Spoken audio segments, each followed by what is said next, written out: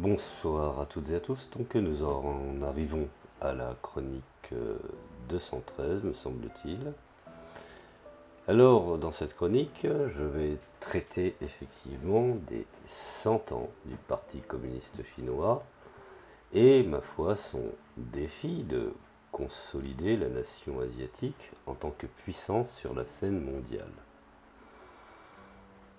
Alors, les clés du socialisme aux caractéristiques chinoises, ce qu'on Xi Jinping avait défini dans le 19e congrès, me semble-t-il, du socialisme à la chinoise, qui permet aux géants asiatiques de disputer le leadership mondial.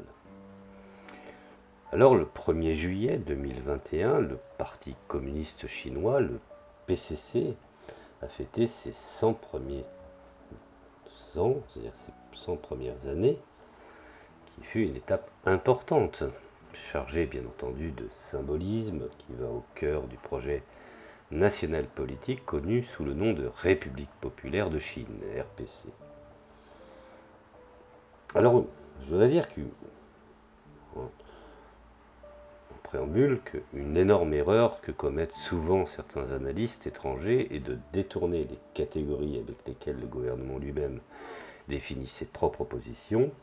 Et l'exemple le plus clair est celui du modèle de socialisme aux caractéristiques chinoises, systématiquement rejeté par certains commentateurs comme une simple déclaration rhétorique, voire de communication, utilisée pour justifier la perpétuation du gouvernement du Parti communiste chinois, tout en continuant à étendre la société de consommation guidée sous le capitalisme d'État. Nous entendons souvent que la Chine n'est pas un pays communiste, mais un pays capitaliste avec un parti unique et fort, avec une absence de démocratie.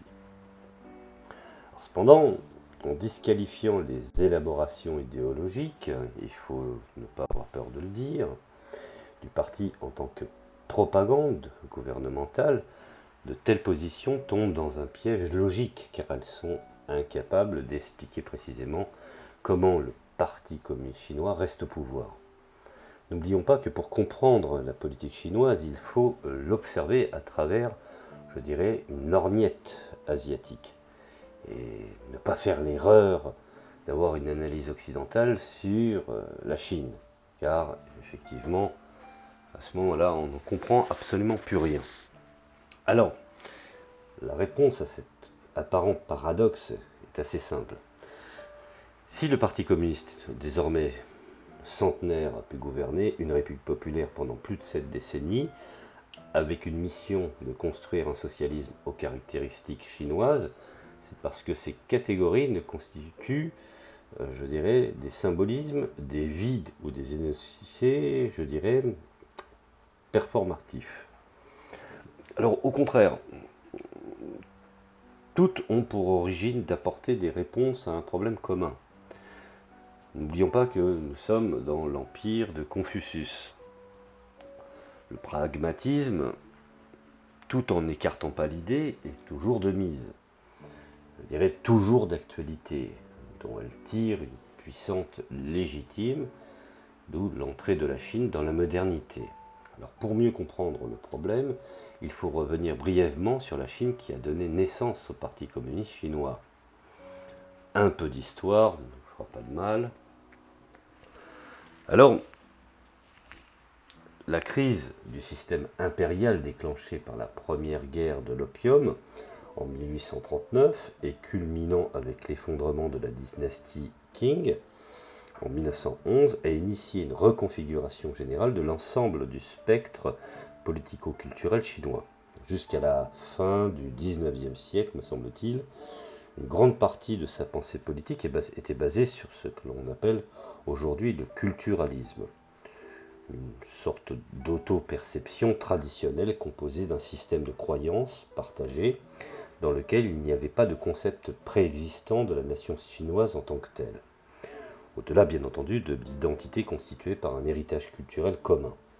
Par conséquent, puisque l'allégeance maximale était à la culture chinoise elle-même, le développement de l'État était subordonné à sa philosophie traditionnelle, ce qui rendait impensable la transformation des valeurs culturelles pour répondre, je dirais, aux exigences des impératifs politiques. Cependant, je voudrais préciser que le déclin et l'effondrement éventuel de la Chine impériale délégitimait l'héritage culturel qui l'avait soutenu. À sa place, la modernité industrielle occidentale, dotée d'une supériorité technico-scientifique et organisée au sein de l'institution inédite de l'État-nation, apparaissait à la fois comme une menace et comme, je dirais, un salut. Alors, ce scénario a conduit à la montée du nationalisme chinois, un large mouvement politique dont le défi initial était de penser le peuple chinois en termes de nation, un préalable incontournable à l'élaboration d'un projet de modernisation qui pourrait sauver le pays d'une éventuelle destruction. Et à cette épreuve déjà considérable s'ajoutait, je dirais, le défi de transformer l'empire chinois multiethnique en un État-nation, sans renoncer au territoire qu'il avait incorporé à travers les conquêtes impériales et dont la perte aurait signifié la condamnation de la Chine à un État encore plus grand sans défense. Et on ne peut pas comprendre ce concept-là quand on vient soutenir effectivement le séparatisme, par exemple, du Xinjiang, en tapant à tambour battant au nom des Ouïghours, par exemple, quand on sait qu'aujourd'hui les Ouïghours ne sont que manipulés par des chancelleries occidentales. Alors, ça c'est pour la petite histoire. En fin de compte, le pur nationalisme chinois n'a pas réussi à combler le vide politico-institutionnel créé par la chute du dernier empereur, permettant la perte de la Mongolie, alors que le pays était plongé dans une série de conflits internes. À son tour, il ne put, je dirais, empêcher de nouvelles avancées impériales en 1937. Cette fois, la main de l'invasion des armées du Japon impérial, un État qui, contrairement à la Chine, avait fait le saut vers la modernité industrielle. N'oublions pas que les Japonais se sont conduits, effectivement, comme un peu l'armée du Reich vis-à-vis des Soviétiques, avec une considération d'un peuple inférieur et avec tout son lot d'outils qui ont été mis en place. Alors, cependant, pour revenir à l'histoire, entre la chute de l'Empire en 1911 et la guerre avec le Japon en 1937, un événement imprévu se produisit qui élargit brutalement les horizons politiques en Chine, fut le triomphe de la révolution russe en 1917. Le succès des bolcheviks dans l'ancien empire russe, qui allait bientôt devenir l'union des républiques socialistes soviétiques, plus communément appelée l'URSS, a été un immense coup de pouce au socialisme au niveau mondial. En Chine, il gagna rapidement de plus en plus d'adeptes qui trouvèrent dans les théories de Karl Marx un cadre analytique leur permettant de surmonter nombre de dilemmes auxquels les intellectuels chinois étaient confrontés depuis, je dirais, pas mal de décennies. Alors en premier lieu, le marxisme était sans aucun doute le fils de la modernité industrielle et a fait ses propres concepts tels que le progrès et le développement. Et simultanément, je dirais, une crise très dure de l'impérialisme européen et de l'expansion coloniale qui avait causé tant de souffrance au peuple chinois. D'autre part, en mettant l'accent sur la lutte des classes comme moteur de l'histoire, il a permis au peuple chinois de penser de l'extérieur et en opposition à la tradition culturelle des élites. Le socialisme a permis d'adopter des positions de rupture avec le passé, de manière beaucoup plus radicale que ne l'avait jamais admis le nationalisme. De plus, le socialisme n'a pas seulement présenté une modernité alternative, il a également permis à la Chine de reprendre des raccourcis importants. Contrairement par exemple à d'autres modèles politiques, la civilisation chinoise n'aurait plus à adopter la modernité occidentale pour devenir la dernière et la plus récente des puissances industrielles. En comptant sur sa propre révolution socialiste, la Chine pourrait sauter des étapes historiques et passer aux côtés de l'Union soviétique pour se replacer à la pointe du développement humain. Alors, armé de ce cadre théorique qui semblait offrir une modernité industrielle épurée de ses vices, une rupture avec le passé qui ne coûtait, je dirais, qui ne mettait pas en défaut sa propre identité, une poignée de personnes fondèrent le 1er juillet 1921 le Parti communiste chinois. Alors, bien entendu, des guerres civiles et une guerre mondiale pour réaliser, je dirais,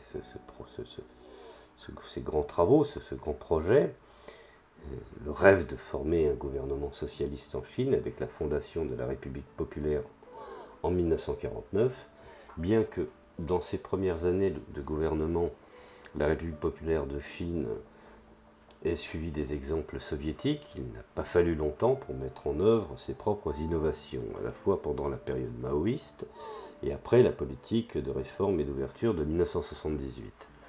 La divergence la plus importante s'est produite entre 1989 et 1991, alors que coup sur coup le bloc de l'Est et l'Union soviétique elle-même se désintégraient par les coups de boutoir des factions occidentales. Pékin, en marge des manifestations de Tiananmen, restait fermement aux commandes et se superposait enfin rapidement à la guerre froide. Le contraste avec Moscou ne peut être plus grand, alors qu'en Chine, la continuité du gouvernement du Parti communiste chinois a permis un développement soutenu qui, 30 ans plus tard, a laissé, je dirais, ce pays en position de commencer à contester le leadership mondial. La chute du Parti communiste de l'Union soviétique, le PCUS, signifiait pour Moscou la perte de 5 millions de kilomètres carrés, sa partition en 15 républiques des conflits armés, et dans 8 d'entre elles, le fait d'être, je dirais, l'une des 2 superpuissances mondiales à devoir se battre pour rester parmi les 10 plus grandes économies du monde. Alors, je dirais que la différence entre la Chine et l'Union soviétique, c'est que Gorbatchev a libéré le politique et l'économie a suivi. Tandis qu'en Chine, ils ont su libérer l'économie tout en gardant le politique d'une main ferme. Ça, c'est pour la petite histoire. Alors, je dirais que, revenons à ce que je suis en train de développer, on dit que les causes de la désintégration de l'Union soviétique et de la survie du RPC sont multiples, allant des facteurs structurels à la pure contingence, et je dirais même qu'il y a un point clé à noter. Les 2 révolutions étaient des réponses à des problèmes fondamentaux différents. La révolution russe, et par conséquent le pays qu'elle a engendré, était un mouvement essentiellement anticapitaliste, et la légitimité du gouvernement soviétique provenait de sa capacité à construire un modèle économique non seulement différent, mais nettement supérieur au capitalisme. Souvenez-vous, c'est l'État et la révolution de Lénine, comment créer ce qu'on appelle sur les ruines d'un État fantoche appelé le Tsar, comment créer un État moderne. Alors, vers la fin du XXe siècle, lorsque l'échec de cet objectif est devenu inévitable, la légitimité du mandat gouvernemental a été dissoute aux yeux de la direction du parti elle-même. Alors, tout autre fut le cas de la Révolution chinoise, mouvement qui, bien entendu, de ses origines, à nos jours, a été essentiellement anti-impérialiste. Comme mentionné, je dirais ci-dessus, comme je l'ai précisé, c'est l'assaut des puissance coloniale qui a détruit le système impérial et contraint plusieurs générations de penseurs à rechercher une voie vers la modernité industrielle et qui pourrait, je dirais, sauver la Chine de sa possible conquête et destruction.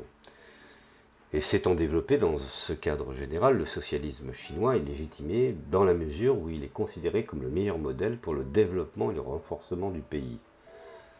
Comme disait Xi Jinping, la matière n'est pas une idéologie. La réussite technologique n'est pas une idéologie. Il faut que ce développement soit au service, et ne quittons pas effectivement le premier objectif, qui est le bien-être du peuple, et lui garantir un maximum de sociabilité et de socialisme. J'aime bien les deux termes, je trouve qu'ils sont vraiment adéquats. Bon, enfin bref.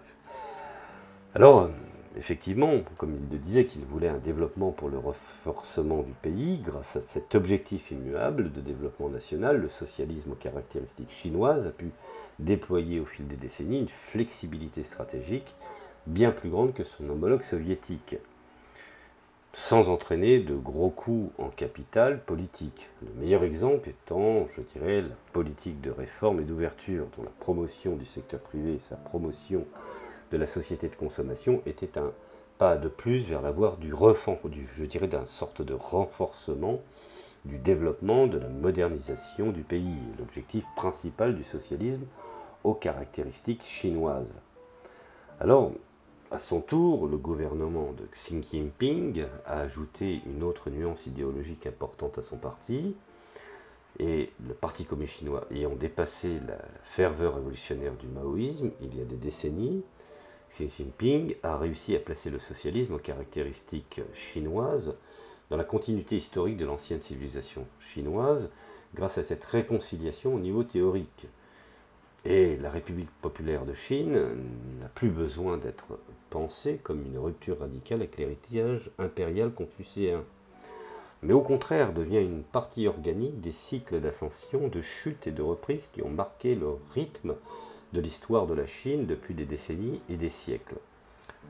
D'autre part, la détérioration soutenue par les relations de la République populaire de Chine avec les États-Unis ces dernières années renforce la légitimité du gouvernement du parti en actualisant les spectres, je dirais, des puissances étrangères qui cherchent à subjuguer la Chine, un concept qui résonne profondément avec la population dans son ensemble. N'oublions pas que les Américains ont tout fait pour essayer de miner la Chine, au même titre qu'ils l'ont réussi grâce à l'agent Helsinki en Union soviétique. Sauf que la seule différence, les Chinois ne se sont pas laissés faire. La Goldman Sachs a dû prendre ses valises pour sortir, ne pouvant pas bénéficier effectivement des marchés en globalité et de fonds d'investissement, je dirais, à plus de 50%. Également l'utilisation de la religion, 29 millions de chrétiens, dont 29 millions de membres du Parti communiste, donc nous allons essayer de manipuler les chrétiens. En fait, une multitude une série, je dirais, de manipulations qui n'ont absolument pas fonctionné. Et bien entendu, toujours ce même regard où l'Occident, à commencer par les États-Unis, pensant que la Chine serait une terre ou un Eldorado pour pouvoir délocaliser et finalement leur imposer les prix qu'ils auraient effectivement voulu. Mais les choses furent autrement. Alors aujourd'hui, 100 ans après sa fondation, le parti continue à se légitimer sur une base de sa mission première. Et ce n'est pas pour rien que, bien étant la deuxième économie mondiale, de l'avant-garde dans différents secteurs, la Chine continue, je dirais, n'ayons pas peur de le dire, de se considérer comme un pays en développement, puisqu'elle s'est donné je dirais, elle s'est donné un objectif d'être développée jusqu'en 2049. Alors cela est en partie dû à son potentiel de croissance, encore immense, mais aussi lié au fait que le Parti communiste chinois considère que son objectif cardinal est toujours inachevé. Cependant, la date limite pour atteindre cet objectif, comme je viens de le préciser, est de 2049. Le centenaire de la fondation de la République populaire, à quel point le parti cherche à avoir achevé sa modernisation globale du pays et à ramener la Chine à la place sur la scène mondiale qui lui a été prise par des puissances étrangères il y a effectivement 2 siècles plus tôt. Et je pense que la Russie, même si Poutine aujourd'hui il faut lui reconnaître, je dirais, cette capacité à avoir sorti la Russie de la misère, il n'en demeure pas moins que Poutine fait face à beaucoup de contradictions puisque l'histoire de la Russie est liée à l'Union soviétique et donc au Parti communiste. Il a beau essayer aujourd'hui, lors de défilés, de minimiser effectivement les représentations de Staline, de Khrouchtchev et d'autres, il n'en demeure pas moins que la faucille et le marteau qui est frappé sur les divisions de l'armée rouge reste quand même le symbole d'un communisme qui a existé. Et donc la Chine, pour cela, a su effectivement faire fusionner son histoire tout en conservant effectivement sa particularité socialiste. Bref, c'est une des raisons pourquoi je voulais vous parler de la Chine d'une façon un peu plus objective que tous ces propagandistes mainstreamisés et qui ne parlent pas de la Chine mais qui critiquent la Chine, qui n'essayent pas de la comprendre. Voilà, je vous remercie de m'avoir écouté, je vous dis à la prochaine chronique.